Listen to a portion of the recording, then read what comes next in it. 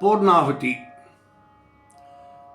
హోమం చేసిన తర్వాత చివరగా మనం పూర్ణాహుతి ఏం చేస్తాం అంటే, హోమంలో అన్ని రకాలైనటువంటి ఆహుతులు, మనకు కావాల్సినటువంటి ఆజ్య ఆహుతులు లేదా కొన్ని పదార్థాలు అవి కూడా ఆహుతులుగా సమర్పించడం జరుగుతుంది.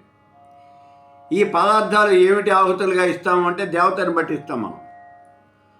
అటుకులు, వరిపేలాలు, బెల్లం, చెరుకు ముక్కలు, గుమ్మడికాయ ముక్కలు, అలాగే కొబ్బరి చెక్కలు, దానిమ్మ గింజలు, ఇవన్నీ కూడా నువ్వులు, ఇవన్నీ కూడా మనం ఆహుతులుగా సమర్పణ చేస్తాం. ఇలాంటివి చాలా ఉన్నాయి. ఇవన్నీ కూడా ఆహుతులుగా సమర్పణ చేస్తాం. హోమం పూర్తి అయిపోయిన తర్వాత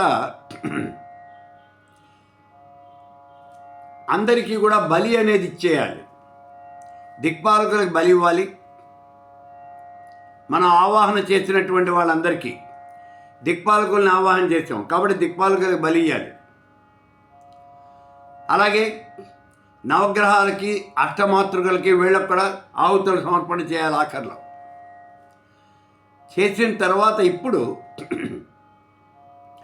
హోమ సంపూర్ణత ఫలసిద్ధ్యర్థం పూర్ణాహుతి హోమం కరిష్యే. పూర్ణాహుతి అనేది చేయాలి. మళ్ళీ ఈ పూర్ణాహుతి చేయాలి అంటే ఇది మళ్ళీ పెద్ద ప్రక్రియ అవుతుంది కదండి. అవుతుంది. పూర్ణాహుతి అనేది మళ్ళీ పెద్ద ప్రక్రియ. పూర్ణాహుతి అంటే మామూలుగా శాస్త్రోక్తంగా పూర్ణాహుతి చేయాలి అంటే దానికి అనేకమైనటువంటి పదార్థాలు ఉన్నాయి. వట్టివేళ్ళు, సుగంధపాల, త్రిఫలాలు అంటే కానికాయ, కరక్కాయ, ఉసిరికాయ, గులాబీ రేకులు, సుగంధపాల, ఇలాంటివి అనేకమైనటువంటి గంధపు చెక్క, నవరత్నాలు, పంచలోహాలు, ఇలాంటివి చాలా ఉన్నాయి పదార్థాలు.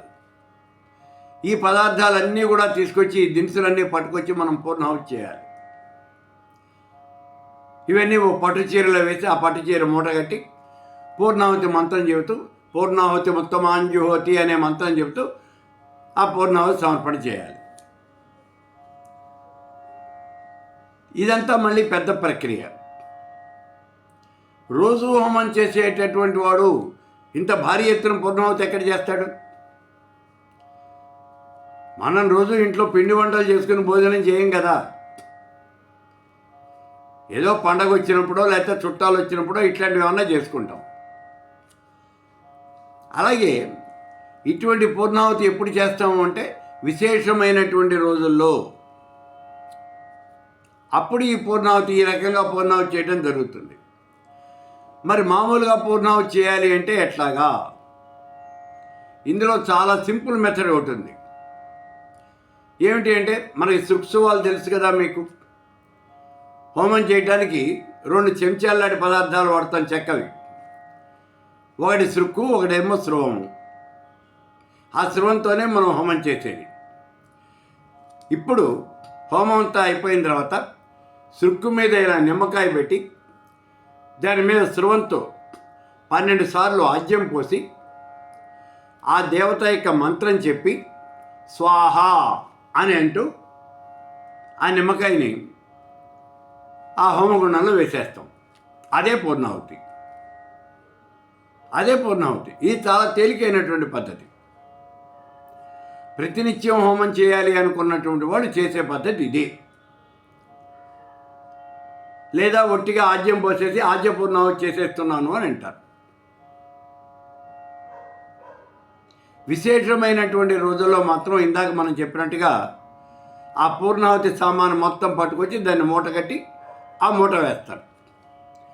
అయితే ఇన్ని రకాలైనటువంటి సామాన్లు, ఈ దినుసులన్నీ మనం గుర్తుపెట్టుకోవాలి కదా. మనం రాసుకుని షాపుకి వెళ్ళి తెచ్చుకోవాలి కదా.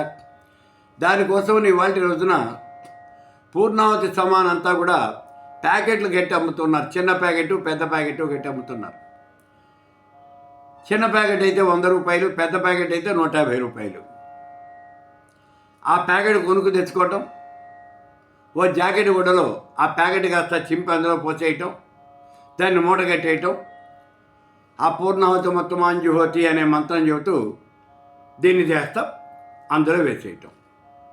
ఇలా పూర్ణాహుతి చేయటం అనేది జరుగుతుంది. కానీ మీరు ఏ రకంగా చేసినా, నిమ్మకాయతో వేసినా, ఒట్టి ఆద్య పూర్ణాహుతి చేసినా, పూర్ణాహుతి సామానుతో పూర్ణాహుతి చేసినా, పూర్ణాహుతి మాత్రం తప్పనిసరిగా చేయాలి. అది మాత్రం ఖచ్చితంగా, ఇందులో ఏ రకమైనటువంటి రాజీ కూడా లేదు. పూర్ణాహుతి తప్పనిసరిగా చేసి తీరాలి.